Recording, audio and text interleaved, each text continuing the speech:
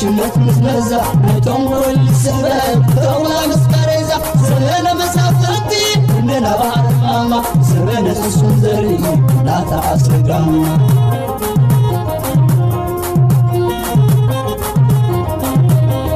الزمن يهودا سلام زخبركم تقاطات التيمان انفو ميديا كما يتوعلو نلوم ربع على عسرته ور عسرته قلتشان اسران حموشتن نايمشت كم تلمود زتفلاليو وانا ويان حات صارت زعباتاتن زيناتاتن حيزلكم متيلخو مكتالكم يعدم مي ناب مدباتي محلافي كبرات تقاطاتلتي حانتي حبريت علاتني لو ما عنتي ساعه 9 بي ام دحر قرب دقائق مالتي دحر ساعه 9 بي ام بناي برلين تايم مس حاو قبريوت تسفو بزعبه هلو كونتات قال سنان كومون اب كباب دوبات زركب حزبنا زغاطمو زلو ازيو كبيد زخونه خاب نغمتو نلعلي شغراتن زملكت حدا مدب كلوني سلازي كلكم غزي ندحر لكم اب ساعه 9 برلين تايم دحر غرب دقائق مالتي اب مدب مصيخم تساتفتو تكونوا بزا غاطام خدمكم دلي بقدامنت زغرب لكم كبرات تقاتاتلتي شطاراتات هغدف اب موداتا عامت كل غزي زغبرو حدا شطارا خصمعكم هغدف انتي زغبر كل غزي عامت كتودا خلا نزمص زل عامت منتان حزب ايرترا اب تسفان اب لوطن تنطلطلو كوميلو نخنبر بتسفا بهانقوتا نخنبر وي بول قبلاخ اسياس افورق بيلا بتداغاغامي بقى بزي چبت تسفاتات ناغبرت نعامتا خمس غبريو نعامتا خمس خسراعي نعامتا مرچا خكايدو نعامتا لوط خكايدو ندابلت بزح مدنغاريات تتغبر هغدف اذا ناي بادو سلسته سراح مبار حجي بمنغيرا مصياتنا لا مسلكم بتي علول كدع زغونه ودت ابا زبحال ابز سومنزي بزح زرباتات اندي خزارب قنيو تاغداس زيكون غريفنا لما عنتي زربا بزحات سبات كاب غرهنا دي خاب غله ناب محبراو ميديا شير እንዳገበሩ كمز لوط از طلبو زلو دغفت سرعت هغدف مسيلوم نخرايو بزحات شير كغبرو اريه اتي علامه ግን እንታይ مخانو كرداكم مجمرتا نايزي ودت ابات زبحال حدا علول كدع ززاربو زلو بشطارا مسكالوت كبستباسم سيلو ناتوم نايتوم دغفت سرعت هغدف سراحي بزعباب ايرترا 2026 لوط ناي قدن كمص خم زلوو بتفطرو بيلون انت بتفطروون لوط خمص مخانو ابزي زسمع زلو فيديو يزاربي اتا علامه ግን عمون حاده كادرنا هيغدف زخونه قلعه لك خمزي عينت فيديو سديدو نيرو بزح سباتون بو تسفا غيرهم بزح ነገር تزاريبهم نيرم 2025 بزح نغير مالتي مجمرتا نابت ناي ودت ابات بحال فيديو خقرب لكم إذا قلت شحن إسران شديشتن من قصة إيرترا لوط إزدورو الأوان كل اللي ميتالو نقرأكم على مالس بجيزيس إذا قلت محموش عمتكم أيبلني مع عسرت عمتكم أيبلني حجي قلنا يلوط أوان بتفتروا حجي نايلوط أوان انتهي بلا الله رداكم على بناي تفتروا حجي نايلوط أوان أب كل سيكترات نايتعدي سرح جزات رايح هنا أب كله إيرتراوي لوط إخنري كنفقر سلام خون عدنا أو حجيس إنه حجي إذا أنا ورد أبا حجي زاربا زلو زربا أمبار نمنتاي قوم زبل زلو مسلوكم ردو نغري نزي زخيد زلو قالسي متان من أسيات نابز قالسي تتصنبيروم نزي سرعة زي حانساب نحوارن كابسرو محيقا تبرقيقو نخيد نابت قالسي نخيد ساتفو بخمزو ود خمزي لو تتات كمسي داتا بحالة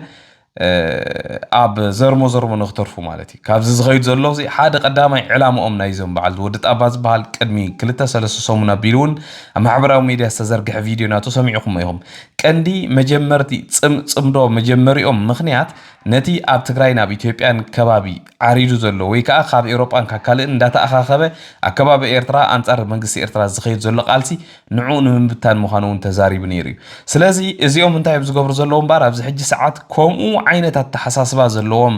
ሰባት ኣብዚ መንጎና ኣትዮም ይዕገርግሩ ከም ዘለው ይሪእዎም ስለዝቐነዩ ነዛ ዘረባ እዚኣ ፈንዮም ኣለው ማለት እዩ عامل كخمس حجي وان حدا لو كادر ناي هجدف قلعب اوغاندا خوينو بزح حلولو زبل كم زي عين الزربات زاري بنيرو لك عنا زي تمثل مالتي كريكم من عاخا تقص زلا فيديو سمعوا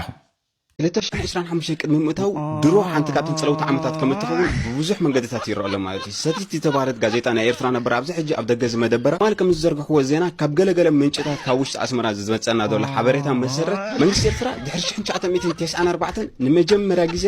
ዕላዊ ኮንግረስ ኣኼባ ከካይድ ምዃኑ ኣብ 2025 ሓቢሮም ኣብዚ ከካይድ ተባሂሉ ዘሎ ኮንግረስ ድማ ነቲ ዘሎ ክፍተት ናይ ስልጣን ቦታታት ብሓደሽቲ መንእሰያት ክምላእ ምኾነን ሓደሽቲ መንእሰያት ድማ ሚኒስተራት ክሽየሙ ከም ዝኾኑን ንሱ ጥራይ ዘይኮነውን ኣብዚ ሕጂ ሰዓት ኣብ ስልጣን ዝርከቡ ዘሎ ሰባት ኣብ 70 ከምኡ ድማ ኣብ 80 ዕድመ ስለ ዝርከቡ ዘለዉ እዚ ናይ ስልጣን ቦታታት ድማ ንናኣሽቱ መንእሰያት ክዳለወሉ ከም ዝኾኑን ወሲኾም ገሊፆም እዚ ዝካየደሉ መንገዲ ድማ በቲ ኣብ 1997 ዝነበረ ኮንስቲቱሽን ወይ ድማ ቅዋም ዘይኮነስ ሓድሽ ቅዋም ተሰሪሑ እዩ ክግበረሉ እዚ ድማ ኣብዚ ዝመጽእ ዘሎ ናይ መንእሰያት ናይ ስልጣን መምሕለላፍ ግዜታት ድማ ብዙሕ ዝኾነ ቻሌንጅ ንኸይጋጥም ድማ ኣዝዩ ብዙሕ ዝኾነ ስጋኣት ከም ዘለውን ወሲኾም ገሊፆም እዚ ንመጀመርያ ግዜ ኣብ 30 ዓመት ዝካየድ ዘሎ ኮንግረስ እዩ እዚ እንተደኣ ብግቡእ ተኻይዱን ስልጣንና መንእሰያት ክመሓላለፈሉ ዝኽእል ባይታታት ተፈጢርዎ ድማ ብዙሕ ነገራት ክቕየረሉ ዝኽእል መንገዲ እዩ ኣብዚ እንታይ ሓሳብ ንሪእቶን ኣለኩም ብኻልእ መዳይ ኩብራ ተኸታተልቲ ውልቀ መላኺ ኢሳያስ ኣፈወርቂ ትማሊ ኣብ ስዑድ ዓረብ ዝጀመረ ዑደት ሕጂ ናብ ስዑዲ እዩ ዘሎ ኣብ ስዑድ ዓረብ ብጀካቲ ብዛዕባ ጉዳይ የመንን ቀይሕ ባሕርን ኣብቲ ከባቢ ዘሎ ዝተዘራረቦ ካልእ ምስ ስዑድ ዓረብ እውን ብዙሕ ዝርርባት ዝገብር ዘሎ ቀንዲ ካልእ ኣጀንዳ ብስዑድያ ተታሒዙ ዘሎ ድማ ምስ ግብፂ ዘሎ ርክብ ብዝለዓለ መልክዕ ንክቕፅልዎ እዩ ግብፅን ስዑድን ኣብ ሰዓት እዚ ኣብ ሓደ ኣልያንስ ወይ ኣብ ሓደ መስመር ኣንጻር ዩናይትድ ኣረብ ኤሚሬትስ ብፍላይ ከዓ ዩናይትድ ኣረብ ኤሚሬትስ ኣብ ሱዳን ኣብ ከባቢ ቀይሕ ባሕርን ንዘለዋ ፅልዋ ወይ ከዓ ኣብ ሰዓት እዚ ክትገብሮ ዘላ ፅልዋ ደው ንምባል ዝኸድዎ ዘለው ናይ ዓረብ ወይ ከዓ ናይቲ ኣብቲ ከባቢ ዘሎ ጋልፍ ኦፍ ኣደን ዝበሃል ከባቢ ናይ ዓብላልነት ናይ መሓዝ ውድድር እዩ እምበኣርከስ ኢትዮፎርም ዝበሃል ናይ ኢትዮጵያ ሓደ ማዕከን ዜና ዓብይ ማዕከን ዜና እዩ ሎማዓንቲ ዘቕረቦ ፀብፃብ እውን ኣሎ ብዛዕባቲ ኣብ ወደብ ባፅዕ ዝተራገፈ ዓበይቲ ኣፅዋራት ዓበይቲ መራኽብ ኣፅዋራት ፀዓና ማለት እዩ ብዛዕባኡ እውን ሓደ ፀብፃብ ኣቕሪቡሎ እዚ ኩሉ ኢሳያስ ዝገብሮ ዘሎ ዕግርግር ሎሚ ካብ ፖርት ሱዳን ናብ ስዑድ ዓረብ ካብ ስዑድ ዓረብ ናብ ግብፂ ናብ ገለ ዝገብሮ ዘሎ ድማ ብሙሉእ ምስዚ ኣብቲ ከባቢ ዘሎ ኩነታት ዝተተሓዘ ከም ዝኾነን እዚ ድማ ልክዕ ኢሚራት ዓረብ ኣብ ኢትዮጵያ ትገብሮ ዘላ ምንቅስቃስ ምስኡ ዝተተሓዘ ምዃኑ እውን በዚ ክንፈልጥ ንኽእል ኢና ማለት እዩ ቅድሚ ናብታ ናይ ኢትዮፎርም ዘቕረብዋ ሓንቲ ብዛዕባ እዚ ኣብ ኤርትራ ኣትዩ ዘሎ ዝበሃል ዘሎ ናይ ኣፅዋር ዜና መስምዒ ካልእ ትማሊ ዝወፅእ ሓድሽ ሓበሬታ ኣሎ እዚ ሓድሽ ሓበሬታ እዚ እዞም ዕጡቋት ናይ RSF ዝበሃሉ ናይ ሓመድ ደጋሎ ኣብ ሱዳን ዝንቀሳቐሱ ዘለዉ ኣብ ኢትዮጵያ ቤንሻንጉል ዝበሃል ክልል ኣብ ከባቢ ናብ ደቡብ ሱዳን ዘዳው ማለት እዩ ኣብኡ ማዓስከር ተዋሂቦም ብዩናይትድ ኣረብ ኤሚሬትስ ሰፊሕ ዝኾነ ናይ ታዕሊም ቦታ ተኸፊቱ ከም ዘለውን ሓደ ዓብ ማዕከን ዜና ናይ ዓረብ ኣቃሊዑሎ ማለት እዩ እዚ መንግስቲ ኢትዮጵያ ክሳብ ሕጂ መልሲ ግብረ መልሲ እኳ ተዘይሃበሉ እቲ ቦታ ክረአ ከሎ ወይ እቲ ምንቅስቃሳት ግን ሙሉእ ብሙሉእ ኣብ ኢትዮጵያ ወታደራዊ ታዕሊም ይገብሩ ከም ዘለዉ ዘርኢ ምስልታት እውን ብቪድዮ ተሰዲዱሎ ማለት እዩ ሕጂ ናብታ ኢትዮፎርም ዘቕረብዎ ሓንቲ ቪድዮ ናባኸ ቀርበልኩም እየ ትላልቅ የጦር መሳሪያዎችን የጫነ መርከብ በኤርትራው ምጽዋ ወደብ ላይ ጭነቱን ማራገፉ ተነገረም።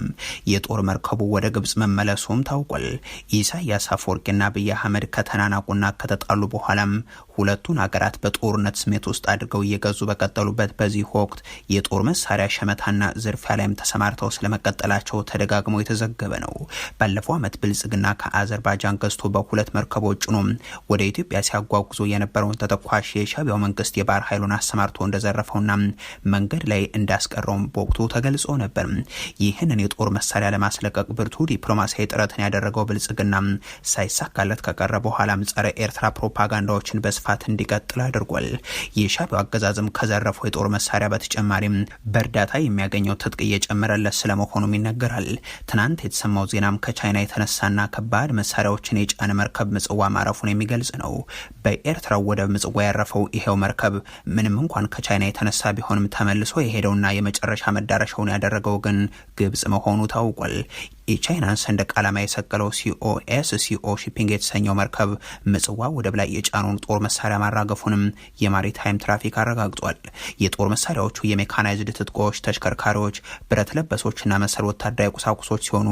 መርከቡ የጫኑን አራግፎ የመጨረሻ መዳረሻ ወደ ሆነችው ግብጽ ተመልሷልም ብሏል። ማሪታይም ትራፊክ ይሄው የጦር መሳሪያ ምጽዋ ላይ ያራገፈው መርከብ የመጨረሻ መዳረሻው በስዊዝ ቦይ አቅራቢያ የሚገኘው የአደባያ ፖርት እንደሚሆንም አስቀምጧል። ባለፈው ህዳር ወርም በተከታታይ ሳምንታት በርካታ ወታደራዊ በረራዎች ወደ ምጽዋ ተደርጓል። ኢሉሽን 62 የተሰኘ የጦር መሳሪያ ጫኝ አውሮፕላንም በዚሁ በምጽዋ መሳሪያዎችን ማራገፉን የበረራ ሁኔታዎችን የሚከታተሉ ተቋማት ማሳወቃቸው አይዘነጋም። በዚሁ ወር ከኢራን መጥቶ የተራገፈውን መሳሪያ ጨምሮ በምጽዋም ባልተለመደ መልኩ ምልልሶች መብዛታቸውን እነዚሁ የመረጃ ምንጮች ያነሳሉ። ከኢራን በተጨማሪም እንደ ቤላሩስ እና ኡዝቤክስታን ካሉ ሀገራት መነሻቸውን ያደረጉ ወታደራዊ በረራዎችም እንዲሁ በወደቡ ተመዝግበዋል። ካልእ ዘቅርበልኩም ድማ ክቡራት ተኸታተልቲ ሓደ ካብቶም ናይ ኦሮሞ ፖለቲከኛታት ዝኾነ አባዱላ ገመዳ ተባሂሉ ዝፍለጥ ቅድሚ ሕጂ ናይ ኦሮሚያ ክልል ፕሬዝደንት ዝነበረ ኣብ ኢትዮጵያ ናይ ምክልኻል ሰራዊት እውን ክሳብ ናይ ሜጀር ጀነራል ማዕርግ ዝነበሮ ከምኡውን ናይ ቅድም ኣብ ኤርትራ ኣብ ዝተኻየደ ናይ ብረታዊ ቃልሲ ምሩኽ ናይ ደርጊ ዝነበረ ማለት እዩ። ትማሊ ዝተዛረቡ ሓድሽ ዘረባ ድማ ንብዙሓት ኣዘራረብ ዛዕባ ኮይኑ ኣሎ። እቲ ዝተዛረቡ ዘረባ ብዛዕባ እዚ ሕጂ ዝኸይድ ዘሎ መንጎ ኤርትራን ኢትዮጵያን ኮይኑ ጉዳይ ዋንነት ዓሰብ ዝምልከት እዩ። ኣባዱላ ገመዳ እንታይ ዝብል ዘሎ ዓሰብ ናይ ኤርትራ ክፋል ኮይኑ ኣይፈልጥን እዩ። ዋላ ካብ ግዜ ደርጊ ተሳዒሩ ደርጊ ክወፅእ ከሎ ኤርትራውያን ክሕዝዎ ከለዉ ናይ ወሎ ክፍለ ሃገር ዋንነት እዩ ነይሩ። ስለዚ ዓሰብ ብምንም ተኣምር ናይ ኤርትራ ኮይኑ ኣይፈልጥን እዩ። ብኸመይ መገዲ ናብ ኤርትራ ከም ዝወደቐ ግን ንዓይ እውን ኣይርዳእንን እዩ ዝብል ሎማዓንቲ ትማሊ ዝተዛረቡ ሓደ መስሓቅ ዝኾነ ዘረባ መቸም ንብዙሓት ፖለቲከኛታት ኣዘራራብ ዛዕባ ኮይኑ ኣሎ። ኣብዚ እንታይ ኢኻ ትምልከት እቲ ብዛዕባ ኤርትራ ዝገብርዎ ዘለው ፕሮፓጋንዳ ብወገን ኢትዮጵያ ኮይኖም ዝገብርዎ ዘለው ዌል ፕላንድ ዝኾነ ንኩሎም ኣብ ብልጽግና ይኹን ደገፍ ናይ ብልጽግና ዘለው ካድረታት ብስነ ስርዓት ተዋሂብዎም ከም ሰርኩላር ማለት እዩ በብእዋኑ እንዳወፁ ዝኸፍትዎ ዘሎ ኣጀንዳ ምዃኑ ዝርዱእ ነገር እዩ። ምክንያቱ በዓል አባዱላ ገመዳ ኣብ ግዜ ኢህዴግ ዝለዓለ ስልጣን ዝነበሮም ነዊሕ ዝሰርሑ ሰባት እዮም። ኣብዚ ዝሓለፈ እውን ዋላ ውልቀ መላኺ ኢሳያስ ኣፈወርቂ ምስ ኣብይ ኣሕመድ ምስ ብልጽግና ብሓባር ኮይኑ ኣብ ኢትዮጵያ ላዕለን ታሕትን ክብል ከሎ ካብቶም ቀዲ ተቐበልትን ኣካየድትን ዝነበሩ ሰባት እዮም። ኣብቲ እዋንቲ ስለምንታይ ከምዚ ዘይብሉ ወይ ከምዚ ዓይነት ዘረባታት ዘይልዕሉ ስለምንታይ ሕጂ ኸምኡ የልዕሉ እንተኢልና እዚ ዝኸይድ ዘሎ ነገር ብሓፂሩ ኩሉ ዌል ፕላንድ ዝኾነ ናይ ደገ ተፅዕኖን ካልእን ዘለዎ ዝነገር እውን ዝመስል ማለት እዩ። በዚ ኮይኑ በቲ ግን ሕጂ ንህግደፍ ከዓ ናይ 3-4 ወርሒ መቐነይ ረኺቦም ኣለው። ትዝሕዝነካ ግን በዚ ዝካየድ ዘሎ ናይ ፖለቲካ ወይ ናይ ፖለቲካ ፕሮፓጋንዳ ዘረባታት ንህዝቢ ኤርትራ ኩሉ ግዜ ንዕድመ ስልጣኖም ንምንዋሕ ንህዝቢ ኤርትራ ንምፅቃጥ ዝጥቀምሉ ምዃኖም እዩ። ብጣዕሚ ዝሕዝን ማለት እዩ። ስለዚ ኢና ድማ ኩሉ ግዜ እዚ ኣብ ኤርትራ ዘሎ ስርዓት ብዝተኸኣለ መጠን ብዝቐልጠፈ መገዲ ካብ ገጽ መሬት ኤርትራ ብቕልጡፍ ክጠፍእ ኣለዎ ንብል ማለት እዩ። እታ ቪድዮ ናይ አባዱላ ገመዳ ኣብዚ ኣላትኩም።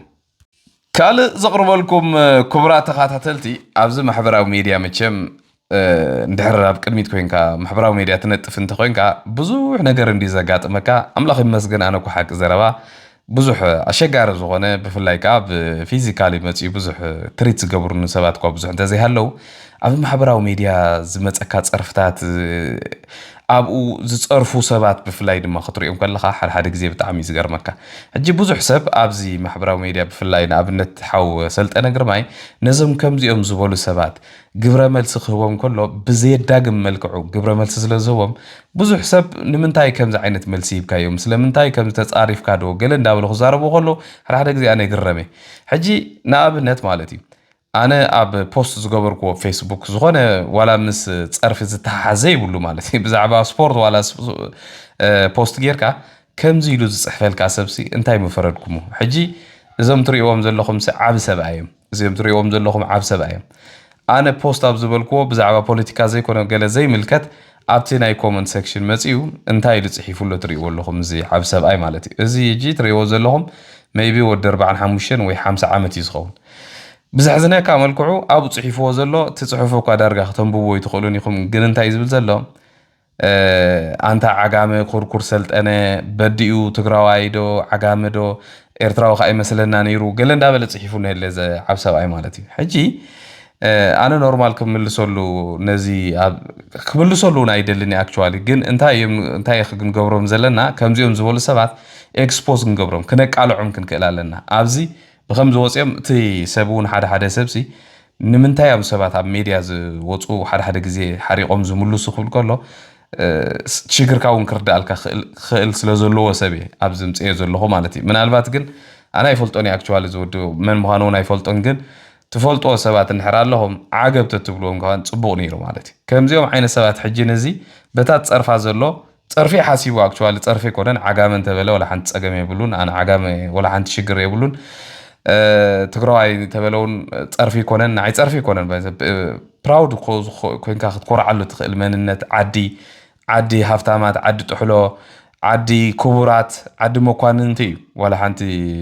ምጽርፍ ዝትሓዝ ኣይኮነን ግን ንሱ ካብኡስ ሓሲቡ ጸሪፈ ኢሉ ሓሲቡ ዘሎ ግን ኣነ ንኣብነት ሓሪቐ ነዚ እንተዝምልሰሉ ነይረ ሰባት ከምኡ ዓይነት ሰባት ወይ ቤተሰብ መሰልቲ ድዮም ደቂ ዓዲ ድዮም ገለ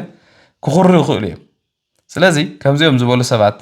እንተተኻኢሉ ክትምኽርዎም እዩ ዘለኩም ትፈልጥዎ ሰባት እንተሊኹም ተጋጊኻ በልዎ ካልኣይ መዓልቲ ከምዚኣ እንተፅሒፉ ግን ሕማቕ መልሲ ክምለሰሉ ከም ዝኽእል ከዓ ክፈልጥ ክኽእል ኣለዎ ማለት እዩ ንእግረ መገዲ ኣምፅእ እምበር ብዙሑን ኣገደስቲ ይኮኑን ከምዚኦም ዓይነት ሰባት ብሎክ ጌርካ እውን ክትዓርፍ ትኽእል ኢኻ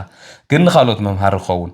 ድሕሪ እጂ እንተፀሪፎም ሰባት ኣምፂና ኣብዚ ከምዚ ጌርና ንሰጥሖም እንታይ ዋጋ ኣለዎ ኣይንፀርፎም ኢልና ግን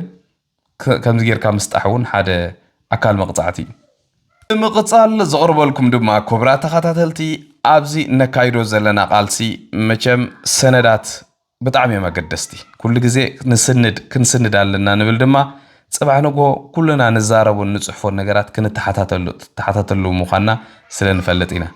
ኣብዚ ነካይዶ ዘለና ቃልሲ ከዓ ክቡር ዝኾነ ዋጋ ዘኽፈሉና ደገፍቲ ናይዚ ስርዓት ህግደፍ ድማ ውዒሎም ሓዲሮም በቲ ዝተዛረቦን በቲ ዝገበሮን ቃል ብቃሉ ክሕተትሉ ምዃኖም ማንም ሰብ ክፈልጥ ይግብኦ ማለት እዩ ሕጂ ካብቲ ዝሓዝናዮ ሰነዳት ንሰነድ ጽቡቕ ስለ ዝኾነ ህዝብና እውን ክፈልጦ ስለ ዘለዎ ኣብ ዝሓለፈ ግዜ ጀማሪ ናይዚ ቃልሲ ብርጌድ ንሓሙዱ ዝኾነ ክቡር ሓውና ጆን ብላክ ኣብ ሆላንድ ክእሰር ከሎ ተኣሲሩ ብድሕሪኡ እውን ፕሮሰስ ሓሊፉ ናብ ፍርዲ ምስ ቀረበ ምስ ተፈርደ ብፍርዲ ናይ ጆን ብላክ ብማእሰርቲ ናይ ጆን ብላክ ሓጎሳ ምቁፅፃር ስኢና ላዕልን ታሕትን ትብል ነበረት ሓንቲ ደጋፊት ህግደፍ ዝተዛረበቶ ዘረባ እስከ ብሓባር ኮይና ንስማዕ እዩ ክሳብ ክንደይናይ ኩፍኣት ምዃኖም ክንፈልጥ ማለት እዩ ሰላም ሰላም ሰላም ሰላም ሰላም ሰላም ደቂረይ ብምልኹም ኣብ ሙሉ ዓለም ዘለኹም ማለት እዩ I love you I miss you ይፈትወኩም ይፍቅረኩም كلهم مول عالم زلهم إرتاحون في اللايكة أنتيهم نسلا هاجركم لكم هيوتكم تخافوا زلهم إرتاحون مالتي جاكان أبدأ جزلهم لما أنت تحوسكي في الشخ تبدي الله دو تبلون تلو ما حوسي ألنا حدا نجر أنتيو اسك قومتو اسك قمتو انتي يكون خوون بحد سوي خزار بدلي ما هسنا عديتات إرتراوين جاقانو إرتراوين سمعتات إرتراوين كزرفون كنقاسون مصحف قدسنا خقاصل اللو بتارسياناتنا خيترفه زدفر زنبر السبي